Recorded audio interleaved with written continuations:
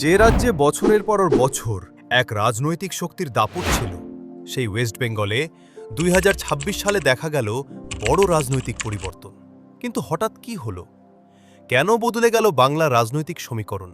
আজ সহজ ভাষায় জানব পুরো ঘটনা। পার্ট 1, পটভূমি। গত এক দশকের বেশি সময় ধরে মমতা ব্যানার্জির নেতৃত্বে অল ইন্ডিয়া তৃণমূল কংগ্রেস পশ্চিমবঙ্গের রাজনীতিতে শক্ত অবস্থানে ছিল। রাজ্যের গ্রাম থেকে শহর সব জায়গাতেই তাদের সাংগঠনিক প্রভাব ছিল।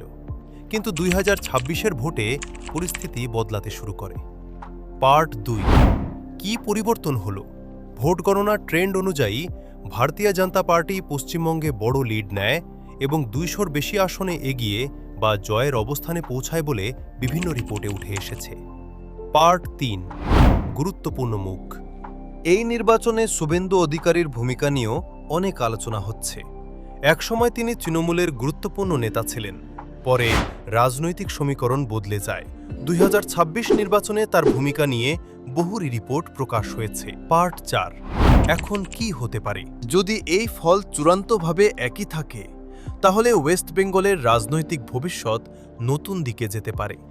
প্রশাসন, উন্নয়ন, বিরোধী রাজনীতি সব ক্ষেত্রেই নতুন সমীকরণ তৈরি হতে পারে।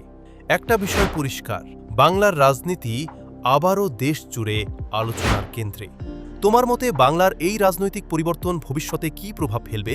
কমেন্টে জানা। আর ভিডিওটি ভালো লাগলেও একটা লাইক দিও এবং সাবস্ক্রাইব করে দিও।